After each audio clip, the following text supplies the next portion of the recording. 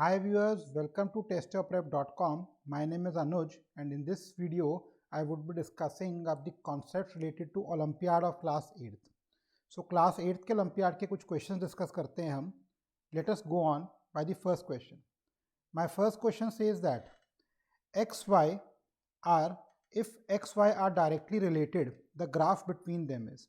अब directly relation का मतलब है कि अगर एक चीज़ बढ़ेगी तो दूसरी भी बढ़ेगी, एक बढ़ेगी तो दूसरी घटेगी. तो इस केस में हमेशा आंसर क्या होता है आपका? Straight line. It is always called a straight line. I hope सबको क्लियर हो गया है कि डायरेक्ट रिलेशनशिप्स क्या होते हैं.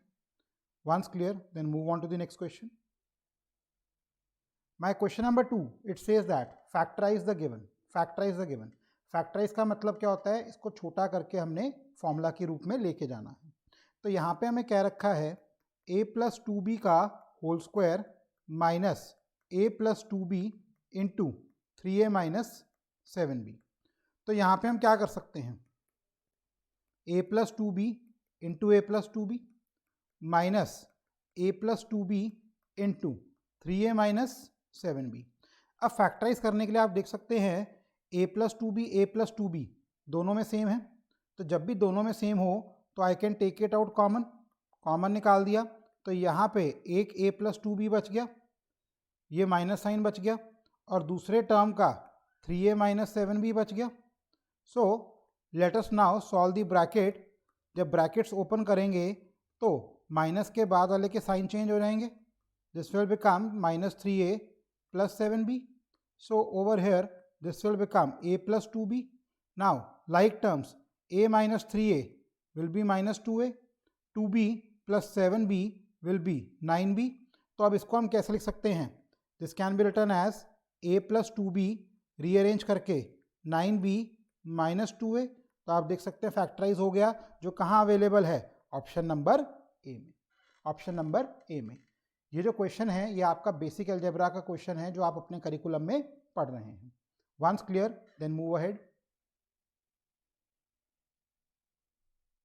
My next question says that x by 6 is equals to 50 by 30. Then find the value of x. Find the value of x. तो अब यहाँ पे हम क्या कर सकते हैं? ये 6 यहाँ पे डिवाइड हो रहा है तो इसको हम सिंपली मल्टीप्लाई कर देंगे दूसरी तरफ. सो this will be given by this 6 5 30, 5 10 50. तो मेरे पास x की वैल्यू कितनी आ गई? 10. Hence my answer is what? Option number C. Option number C. I hope सबको ये क्लियर हो गया होगा. Moving on to the next question. My next question says that factorise the following.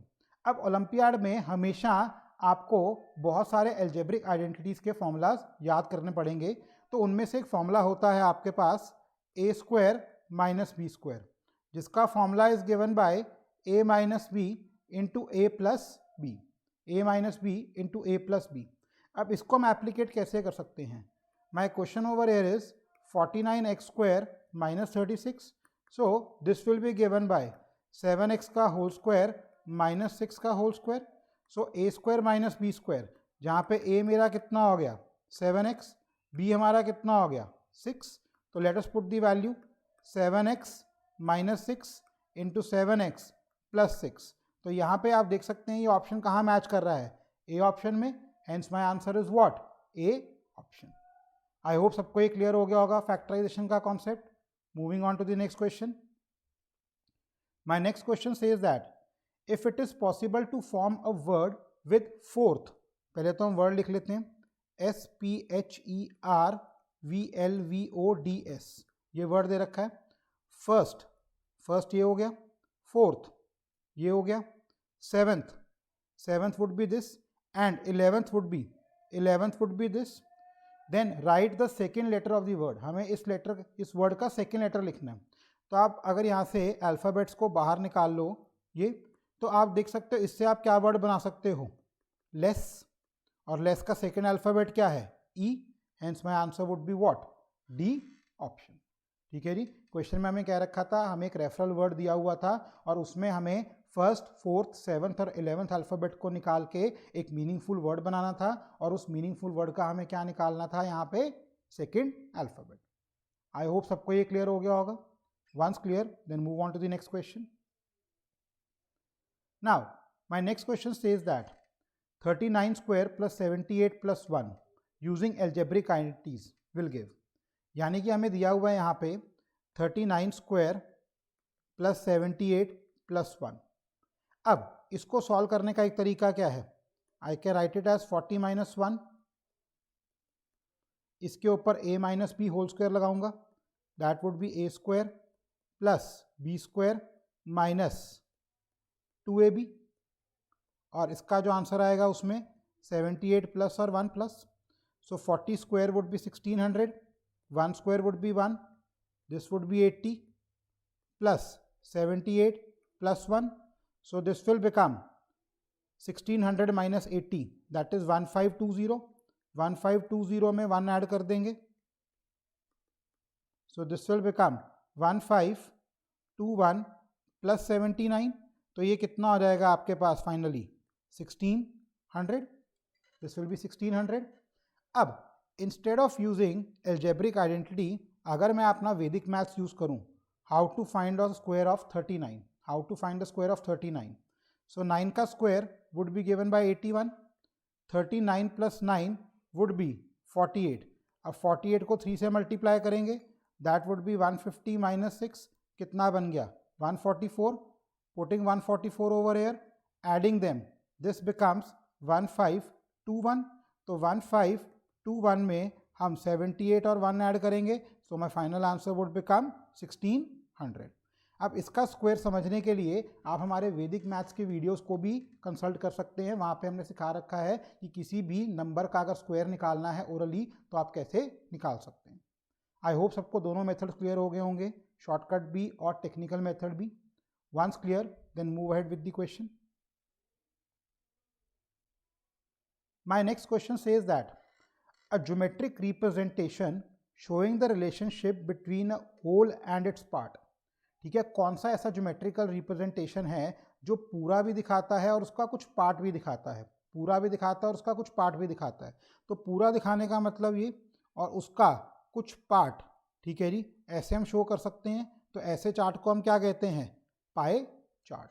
इसको हम क्या कहते हैं? पाए चार्ट. आई होप सबको ये क्लियर हो गया होगा टेक्निकल डेफिनेशन पाए चार्ट की.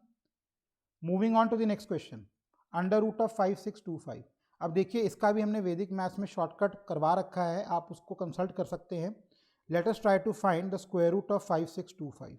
तो आपने पेयर बनाना है राइट से, आपने पेयर बनाना है राइट से, और उसके बाद जो बच गया उसको एक ग्रुप बना देना.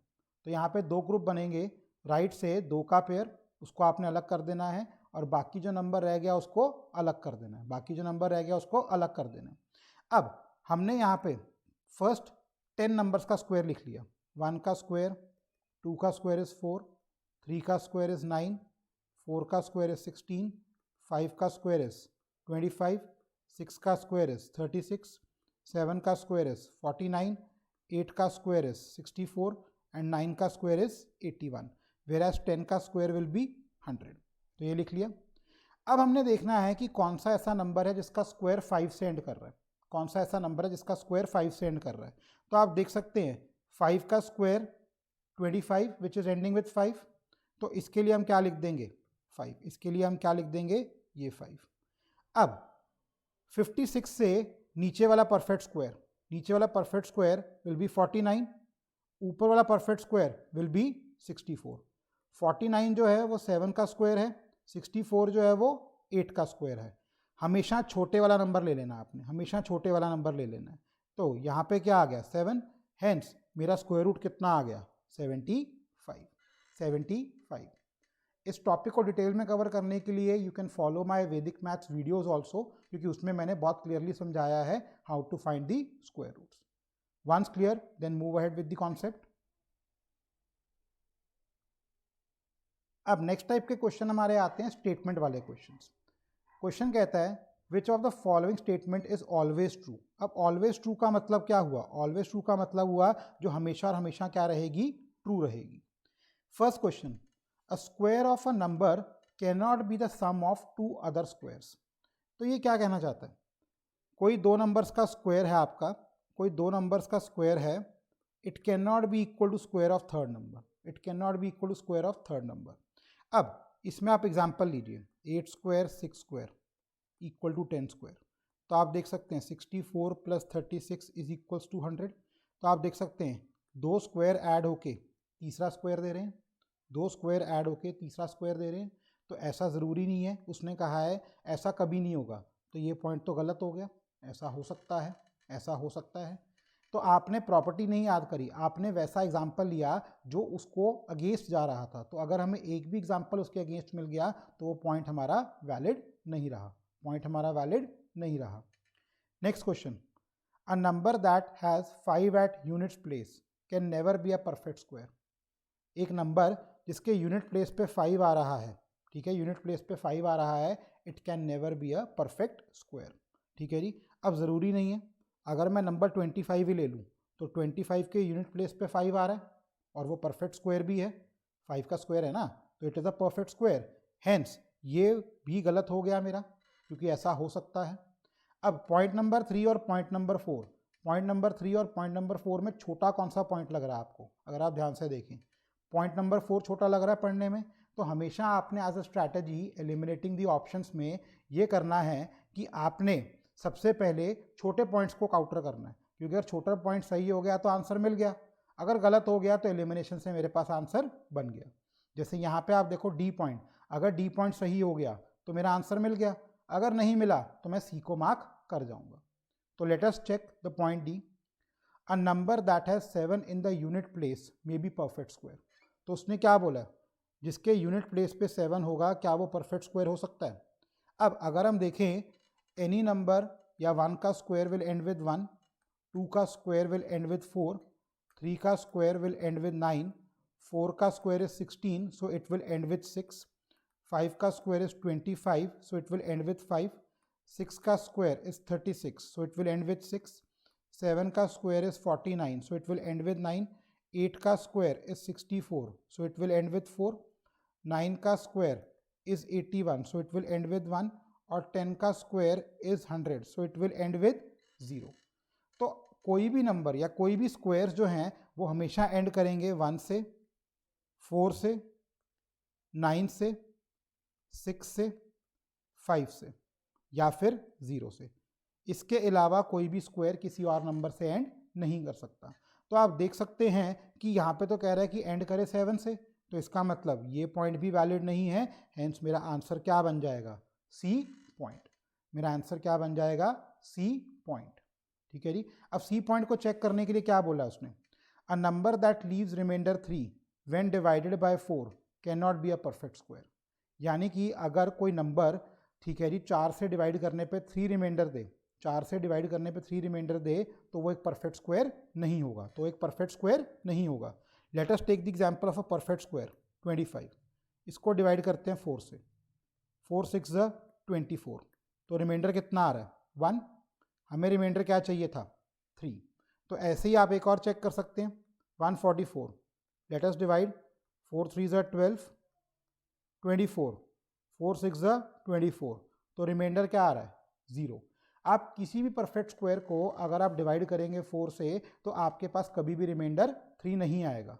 और ये पॉइंट क्या कहता है कि अगर रिमाइंडर 3 आ रहा है तो it can not be a perfect square. तो वाइस वर्सा भी ट्रू हो गया कि अगर रिमाइंडर 3 नहीं आ रहा तो it is a perfect square. Hence मेरा आंसर क्या बन गया? C option. तो आई होप गाइज आपको समझ आया कि अगर आपको प्रॉपर्टी नहीं भी याद है तो आपने उसका एग्जाम्पल लेके उसको एलिमिनेट या फिर एग्री करवाने की कोशिश करनी है। इसको एक बार प्लेबैक करके ज़रूर देखिए मैंने क्वेश्चन में क्या किया एलिमिनेटिंग द ऑप्शंस के लिए। Once clear then move ahead. My next question is find the value of 2/5 का होल स्क्वायर। सो 2/5 का होल स्क्वायर का मतलब क्या है? 2/5 को 2 टाइम्स मल्टीप्लाई करें, न्यूमरेटर को न्यूमरेटर से मल्टीप्लाई कर देंगे, डिनोमिनेटर को डिनोमिनेटर से मल्टीप्लाई कर देंगे। Hence my answer would be what? 4/25 which is available in option number B. अगर यहाँ पे पावर होती 4 तो मैं 2/5 को 4 टाइम्स मल्टीप्लाई करता, 2/5 को मैं 4 बाय मल्टीप्लाई करता, 2 2 ज़ा 4, 4 2 ज़ा 8, 8 2 ज़ा 16, 5 5 ज़ा 25, 25 into 5 is 125, 125 into 5 would be 625। तो उस केस में मेरा आंसर क्या हो जाता? 16/25। इसको सॉल्व करने के लिए आपको इंडस्ट्रीज की प्रॉपर्टीज़ के ऊपर हमने बेसिक मैथ्स वर्कशॉप में एक वीडियो बना रखा है, तो आप उस वीडियो को भी फॉलो कर सकते हैं। Once clear then move ahead. I hope students आपको क्लियर हुआ basic application of mathematics into olympiad problems. तो अगेन क्लास 8 के ओलंपियाड में अगर आपको अच्छा स्कोर करना है तो आपके फंडामेंटल्स और कॉन्सेप्ट क्लियर होने चाहिए आपके बेसिक करिकुलम में जो आप स्कूल में पढ़ रहे हैं। So till the next time, keep on watching, keep on learning. Thank you.